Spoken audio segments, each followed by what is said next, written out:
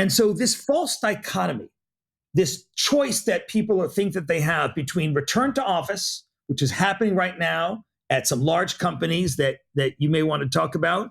And it's not happening, it's being announced. I think happening is yet to be seen, right? Right. Well, but come soon, 14,000 people are about to leave a big company because they're refusing to return to office.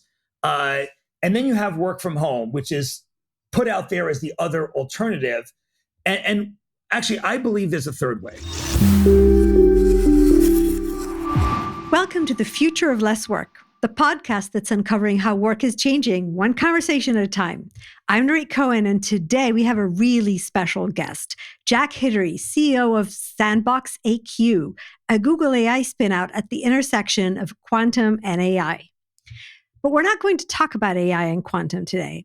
I asked Jack to join me today in this conversation when I heard him talk about the how of work. We keep quoting the CEOs who are calling their people back into the office. So when I heard Jack suggest we treat employees like grown-ups, it was very clear we needed to dig in. Hey, Jack. Hey, Nirit, great to be with you here today. It's an exciting time in technology and AI, but I think equally as exciting, if not more exciting, in how we do the work we do. So really glad to dig in today. Yeah, I agree. I've been talking about the future of work for over a decade. And then COVID came in and we thought it kind of arrived, but things keep happening, right? And I that's why I asked to talk to you, because we have all this technology that's changing how we work. But I heard you suddenly, as an entrepreneur and leading an organization and in the middle of all the kind of speed of things that we usually say, we need people in, we need them innovating, we need them together. How did that come about when you started talking about the how of work? What we realized, Nirit, as we were growing our team, first inside of Alphabet and then now as an independent company, Sandbox AQ, first off, we needed very special talent. Today, we have more than 80 PhDs in our company and more than 75 additional AI and other software engineers. This highly technical talent, you really want to find them all over the globe. You don't want to restrict yourself to just one spot on Earth. Love Silicon Valley. Our headquarters is in Palo Alto. Fantastic. But if somebody is thriving in a city in France, in a city on the East Coast of the United States, in Toronto, in Canada, if they have their support environment around them, they have their in-laws to take care of the kids, if they know the school system well to send their kids to, and they have a relationship there, if they understand the universities nearby to draw talent from, you don't want to give that up. You don't want to take someone and uproot them from that wonderful, thriving environment and bring them, to another place.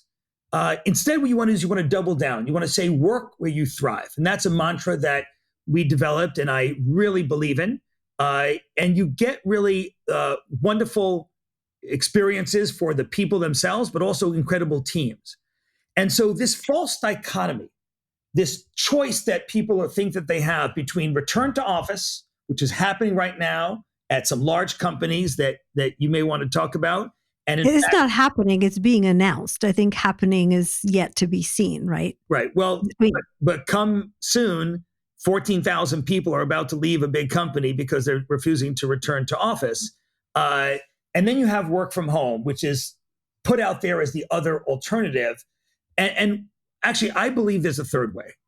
I think there's a way that we can forge forward, particularly if you're in the kind of company like ours that has a lot of creativity involved, a lot of collaboration involved, a lot of different disciplines involved.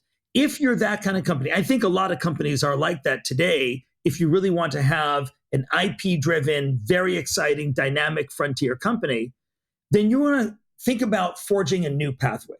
I think that this is a false choice between 100% return to office or 100% work from home. I think, we had hybrid for a while. So even if you don't talk about 100% remote, right, you talk about a few days, still the focus was the number of days in the office. And the argument behind this has seems to be all the time, right? We cannot co-create, innovate, build teamwork, create the unstructured dynamics of work without the physical building. Yeah, I disagree with that. And when people say hybrid, they generally talk about 3 days in the office, 2 days, but you got to be around because, you're going to be those 3 days. You're right. You can't be in France, but you don't need to be in the office. I put that in the bucket of return to office. That essentially is return to office. That is not a third way. 3 days in the office at a physical location is not a third way. What I'm talking about is something completely different than that. Something that recognizes that when you treat people like adults and you say, let's be outcome based rather than the means to that outcome based, that is a fundamental break from the past. The Industrial Revolution brought about many positive things, but it also brought about a certain factory mindset. The bells ringing between periods in class, in school, were there to train people for the factory work, right? They would have afterwards, and the bells ringing there. This is older mindset. It was focused on, the means to get that work done. In the modern company, like a Sandbox AQ, we do not focus on that. We say to folks, here's the outcome. We use the OKR system. That's one outcome system you could use. There are others out there. We happen to use the OKR system that we learned so well at Google, and John Doerr has written a whole book about. People can find a lot of information on the net about that. You can use your own outcome system. You have your choices out there. We happen to use this particular system that says, here are the objectives that we expect to achieve this coming year, let's say coming now, 2025, and you are empowered to get there however you figure out how to get there. And we're going to focus on the outcomes. The idea that people now have special devices to move their mouse around because they need to show they're on their laptop. People are leaving jackets on the backs of their chairs at their office to show that. That's awful. That's awful. But let me, I need to push a little bit deeper because we're really good at saying the words, right? And so talking about moving from input based, right, which is really how many days you're in the office or how many hours you work a day, to outcome based, we kind of talk about it, and we do have systems. We've had them also when people showed up in the office. We've had these systems in place. I think where the real struggle is, how do you onboard, and how do you bring people together and create the culture? It's the softer sides than what you can measure with OKRs. How do you do that? Okay, great question. So here's what we come up with. It's working for us. People can try to test these ideas out in your company. We'd love to hear your feedback. Here's what's working for us. We call it the 3 C's. We have collaboration as the first C, customer, and then community. So what are these 3 C's that work for us? Collaboration. Our company has many different disciplines. Many companies today have that, people with different specialties who have to work together. We're also collaborating across 11 time zones. We're now a global company, and we have 11 time zones that we span from California to the Gulf region. And so there's quite a bit of collaboration that has to happen across those kinds of challenging environments. So the first thing we do is we recognize that work where you thrive. We want people to be there where they're thriving. We'll get to that in the community C. But that also means that we've got to bring people together. And so we take the budgets that we would have spent on physical office space, millions of dollars that we would have spent on physical office space. Clearly. Say, let's reallocate that budget. Let's invest in our people and the relationship with our customers. How? Let's talk about collaboration first. First, we talk about collaboration offsites and summits. And so each team is given a budget every single year, and they break it down into quarters. And individual teams, they might be 20 people big, will go and pick an offsite location. Sometimes they choose to be nearby. Sometimes they choose to fly to a certain place. It's up to them. They have a budget. Again, we treat them like adults. They can spend the budget within that budget however they want to. That's up to them. So you give them a budget that's larger than what we used to have when we were working in Santa Clara and flying to, one region per quarter, maybe. Yeah, it's a budget that allows them to have not only their own team offsites, but also cross-pollination offsites, where 2 different teams might actually mix and say, hey, we have some HR people and some finance people. They probably should attend this offsite of this product team because they can then understand more about that product and understand how to scale our company.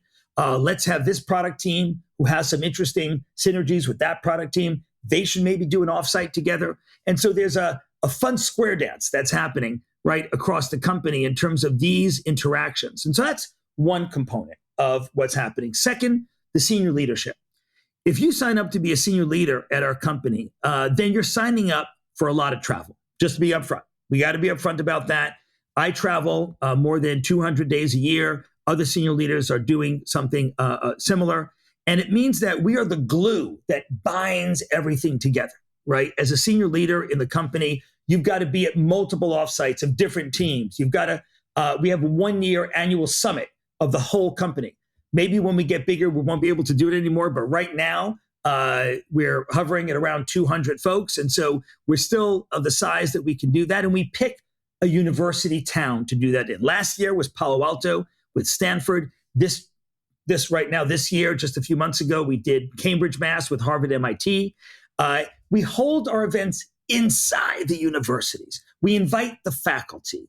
We collaborate with the faculty. We have a program called the residency program, which we'll get to in the Community C, which allows us to bring on interns from master's and PhD programs at that university and at 45 universities around the world.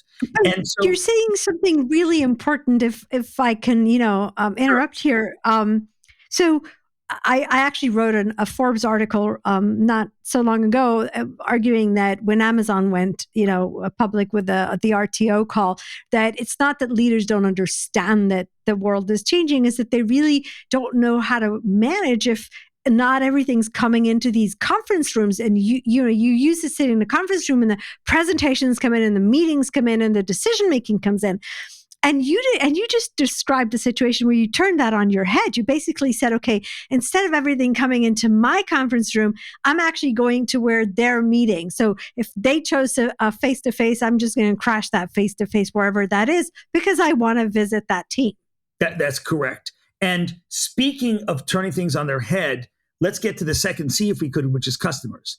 People talk about customers. They give lip service to that. But what are they doing about that?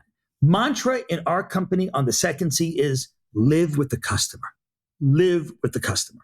And what I mean by that is we find out our customers' needs. And what we do is we go visit and embed with the customers. Recently, we had a team of 5 of us going to Bangalore, living with a particular customer/partner for a week plus. Another time, a month ago, another one of our teams embedded with the Mayo Clinic, another one of our customer partners in Rochester, Minnesota. Because they're not tied to a physical office, you suddenly free yourself mentally, Nirit, psychologically free yourself to be more mobile and say, let's go as a team and let's go embed with that particular customer. And that's the break in the dichotomy, because you're basically saying it's not home and then work, right? It's wherever is the right place for me to be right now. Right. And a large part of where you should be is with the customers. And so people say, Jack, what do you do in your summers? What's your vacation in the summers? And you know what I do? I go to vacation spots where I know the CEOs are of my customers and potential customers, and I invite myself over to their vacation homes. We call that a workation. Yes. and I don't consider it work because I love being with these folks, and we're hanging out. It's vacation time, so it's more relaxed. There's not a lot of staff around and things like that.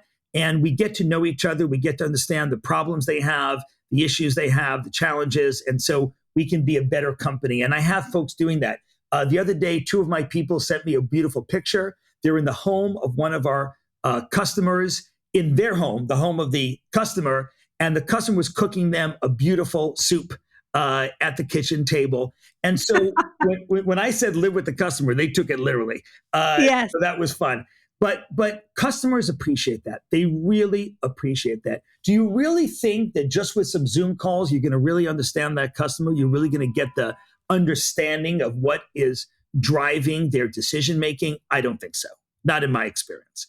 And if you just stayed in an office all day, let's say you have a nice return to work office kind of situation, again, I don't think you're going to get that answer as well. Time in the office means time not with a customer. And time with customers is the most precious time.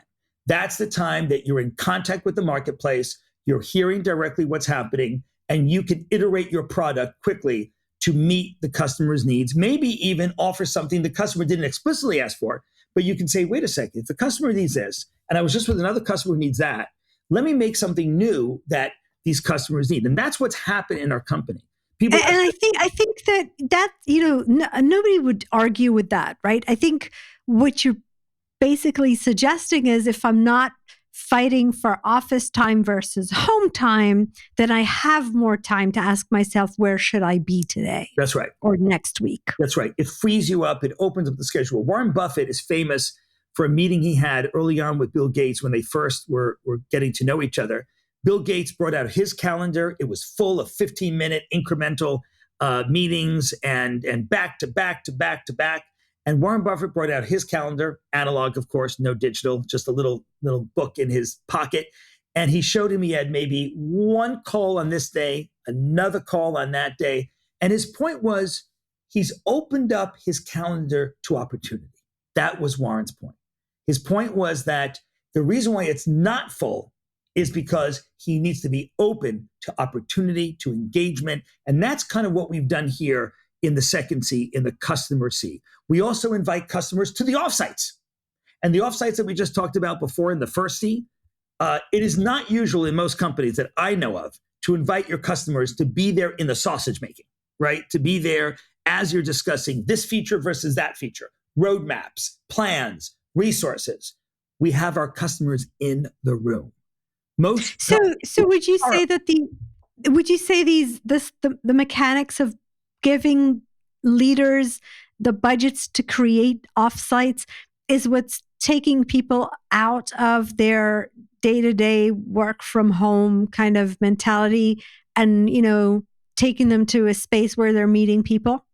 That's correct. And then even in the city that they live in, let's say we have a bigger grouping of people who work for us in that particular region. Could be one city, could be multiple cities. The company has developed a concept of hubs. And basically a hub means that there's no physical space per se. They might be using a kind of shared space if they need to, but there's no physical space per se. But once a month or twice a month, that community self-organizes. They have a Slack channel. And they say, you know what, on that day, that Thursday, we're all going to gather up. We're going to have lunch together and a co-working together for a few hours. And by the way, they're from different teams, right? They're not necessarily from the same team. The company. Yeah. And it's a very, very positive experience. Again, we didn't put that out to the company. We didn't say prescribing, you must have 2 of these every month. We just let it self-organize. And they use some Slack tools and they got it done. And they're doing it all the time. I was recently in London at one of these for the London team. It was really wonderful to see the team coming together. And again, these are people with different skill sets.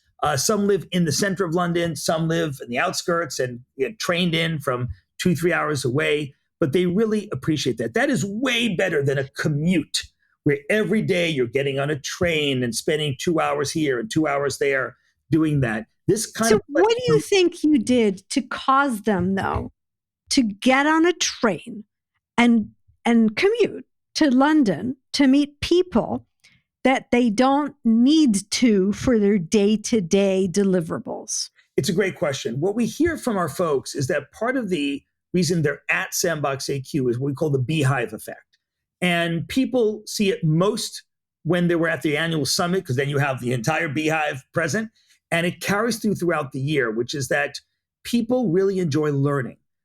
Study after study shows when people are on a very, very steep learning curve, they stay at a company. As soon as it plateaus, they kind of coast for a while and they're enjoying the coasting, like, wow, I've achieved a certain mastery here. I'm coasting now. I'm not on a steep learning curve. And you know what happens within a year or two? They leave the company.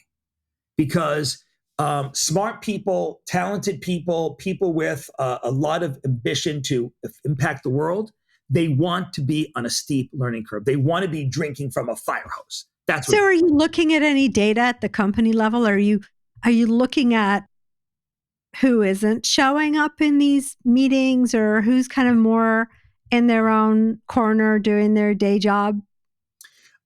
We do have a lot of interaction across the company and the leaders across the company at all levels. One thing we practice at our company, Nirit, is service leadership. That's another strain in here, which is another theme in here. And service leadership says that as a leader in the company at any level, if you're just managing one person or a whole team, you're there to make your team succeed. That's your job in life. You're not a checklist person. You're not a task manager, taskless person of saying, here's my clipboard, here's my checklist. Hey, have you done this and this? That is not the managers we want. And so when you're a service leader, you're paying attention to each person. You're doing one-on-ones with them. You're doing group settings with them. And you're noticing, how can I help this person be successful? And that would be one of the metrics. That would be one of the things you notice. Wow, this person is not really participating. What's happening? Is there an issue? Do they have something at home where they need more childcare because they can't leave a kid at home?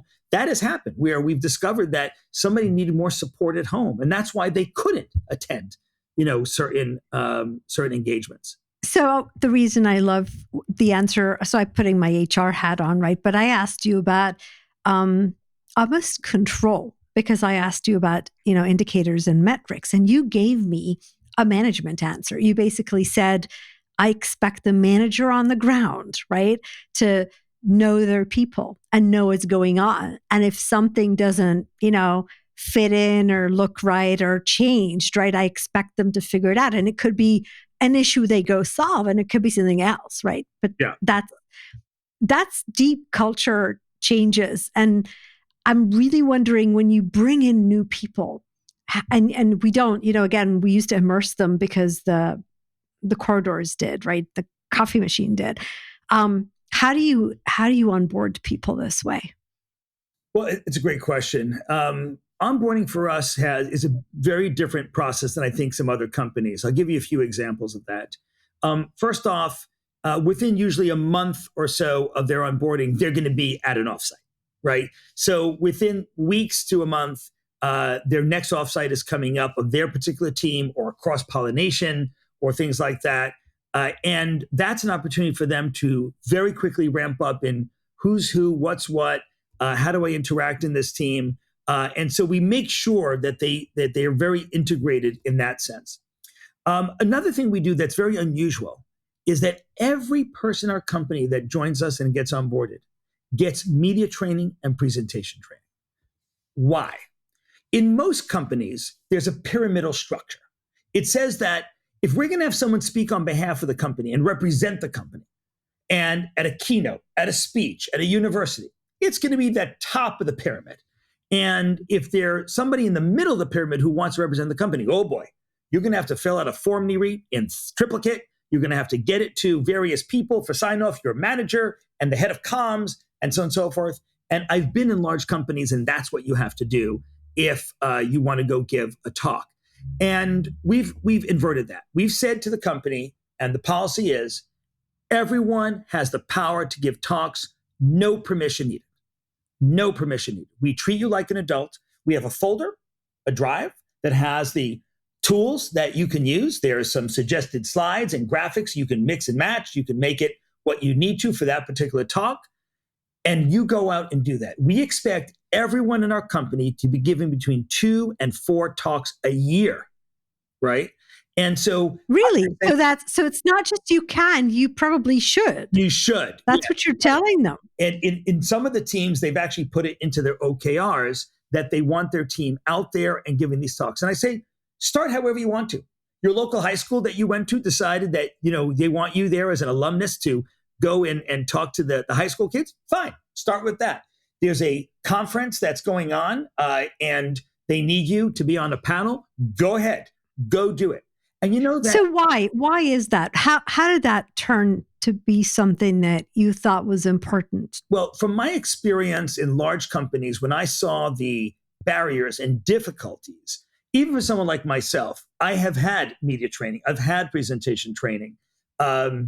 People generally say that I give an exciting, engaging talk. Even with all those skill sets, it was still very, very, very difficult. So then, and of course, the catch-22, let's say you have a more junior person, someone who's just joining the workforce, first 5 years of workforce.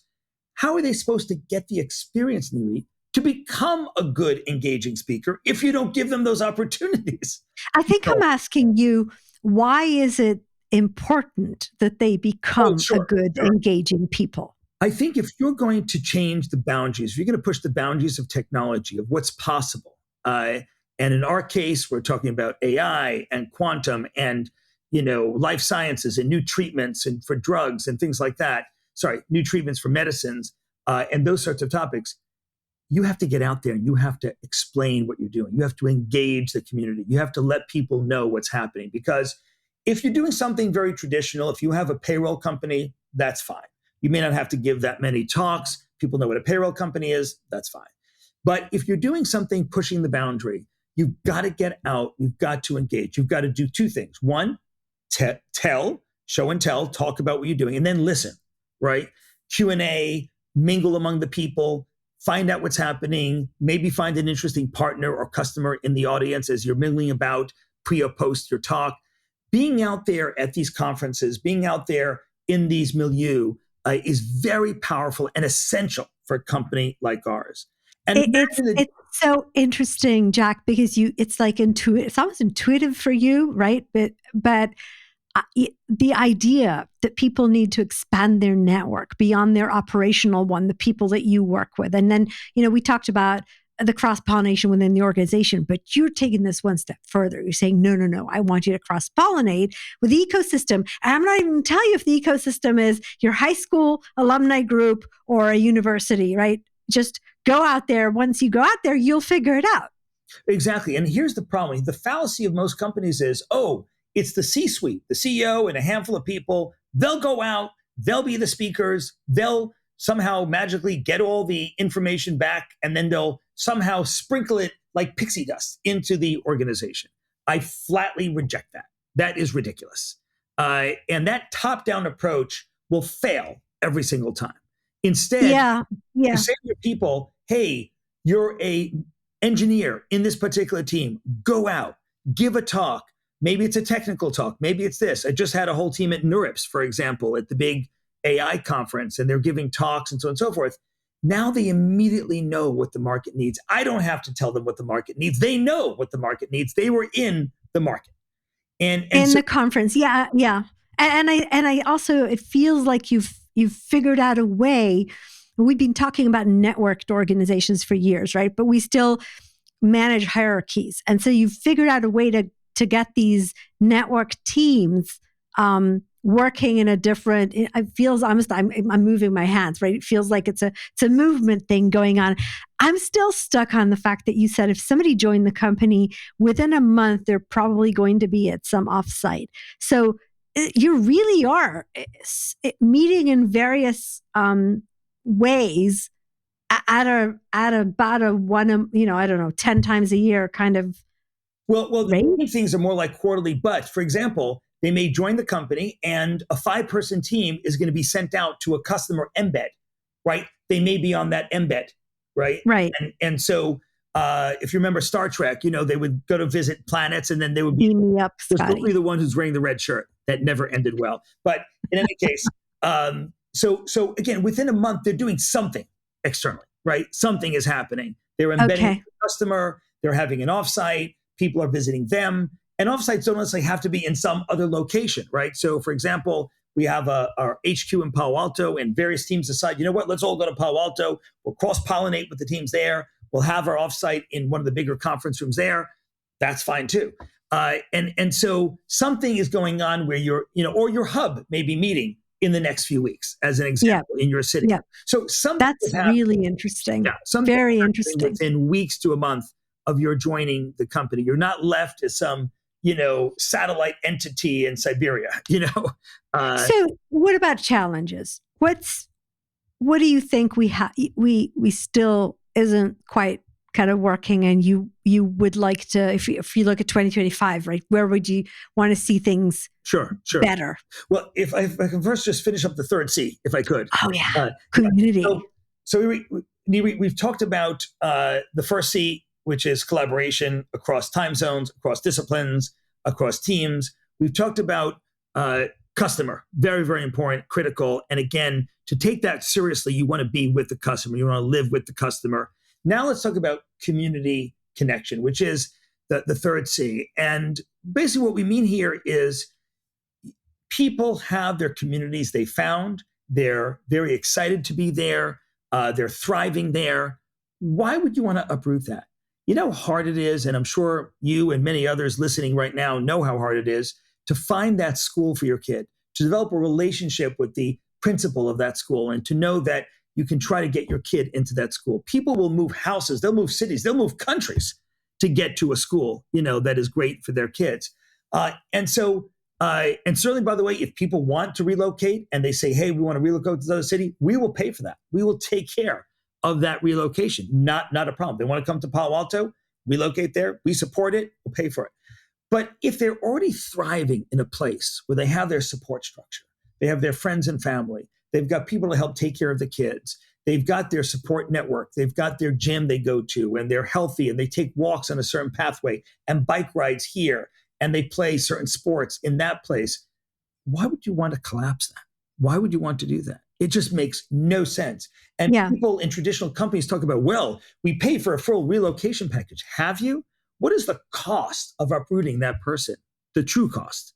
Yeah, I've been there, done that, and we haven't talked about spouses yet. But totally. Exactly. I think if I take this into what you're really talking about again is a whole new perspective on work and life, right? You're basically saying, I know the person needs work is part of their overall life, and so wherever they choose to live their life, I'm going to try and make that work for work. Yeah, exactly. So we have an open policy on that. That's how we got to 11 time zones so quickly. And guess what one of the benefits of that is? We go to customers now, and the customers are all of our customers, with a few exceptions, are global companies. They're in multiple countries. They have a lot of footprint everywhere. And they're so impressed. They're like, wow, you're a company that's just rising up, and yet you've got people near me here and near me there, and my office there and my office there. And they love that. They love the fact that we can take care of them and visit with them. And that's another unusual thing that we do. Most companies have these customer people who visit the customers, and only the customer people will visit the customers. That's not the case here in Sandbox AQ. There might be an engineer, there might be a physicist, there might be a chemist, there might be others who then visit those customers and talk to them, engage with them. And the customers really enjoy that. So having the ability to have this kind of footprint at this stage of our company is very, very, very wonderful. And again, it's treating people like adults. We treat you like an adult because we say, this is where you're thriving. We respect that. We respect that. Live where you thrive. We'll support you. We'll support you in a variety of ways, be it helping you set up your work environment, be it childcare, be it other ways that we can support you in that process. And again, we're supporting you through all the other things we talked about in terms of collaboration as well. So I'm thinking about your managers for a second, and I wonder, do you feel that they have the tools to manage this way, or do you feel that you need to help them?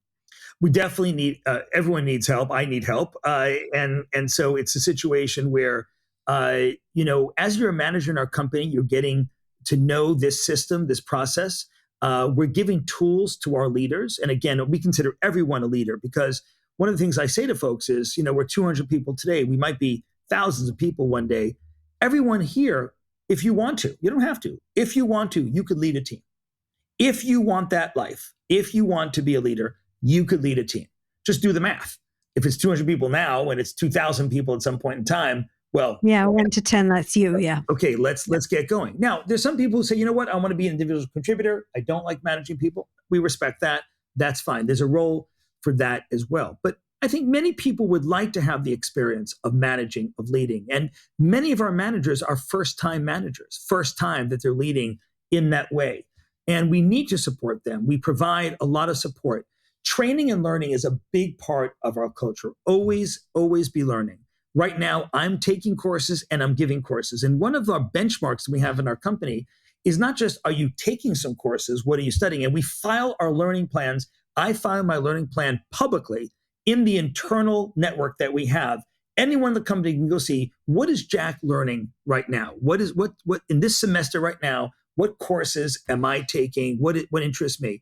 But we also we also give kudos if you're teaching. So right now, for Yeah. example, I'm in the midst of recording a multi-part lecture series on linear algebra, on the mathematics of AI, the mathematics of quantum physics. And that's a course I've taught many, many times inside Google and other places. And we're going to record that on YouTube, and it's going to be out there. And so that's also part of learning, because when you're teaching, you're also learning. Richard Feynman, taught us that. Einstein taught us that.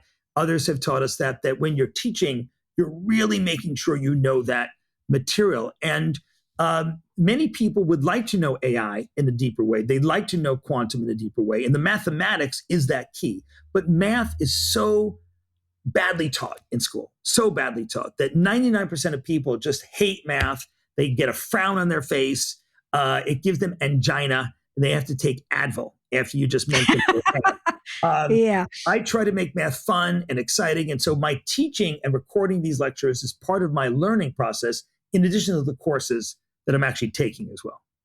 So we can keep going on, but I'm going to respect your time and our listeners. So I do have a question for you that I always end my sessions with. And so if you could leave our listeners not with an answer, but with one key question we should all be asking about the future of work, what would that be?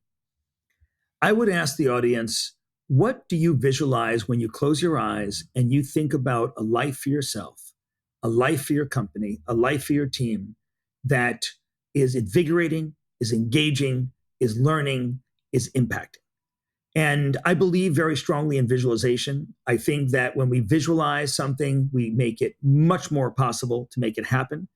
And for years, I visualized this kind of learning organization, this kind of collaborative organization. And now it's literally happening right in front of us. And we have so many people who joined us to do that. What I'd love to see, and what I would ask, the audience listening to us is, dare to believe that it's possible. Dare to believe that it's possible.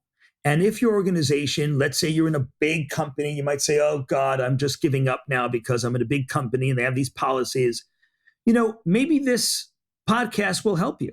Maybe this podcast is something you want to forward to your manager and say, hey, look, here's a company that is rocking it in terms of breakthrough after breakthrough, customer after customer.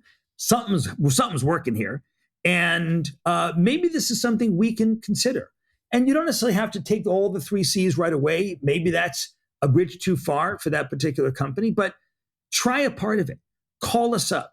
We invite you to come visit us, to engage with us, talk about it. The early years of Google, 1998, 99, 2000, and the early 2000s were years where a lot of companies came to visit Google.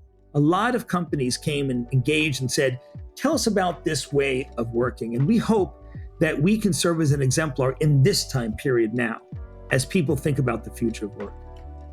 Jack, thank you so much for joining me today. It actually gives me a lot of hope talking to you, to hear how, we have people who are innovating on the edge of technology, are also innovating on the how we go about, with our daily lives. For more about Jack Hidary and Sandbox AQ, check out the links in the podcast description. Thank you for listening to The Future of Less Work, where we're piecing together the ever-changing puzzle of work. Until next time, keep asking questions, keep sharing your knowledge, and keep building the future of work one piece at a time. And remember, the new social contract is a win-win between people and organizations. Your best people don't work because they have to. They don't work because you tell them to. They don't work because you're measuring them on it. They work because they want to. Because by working for you, they're achieving their own purpose in life. Thank you very much. See you next time. Thanks, Nirit.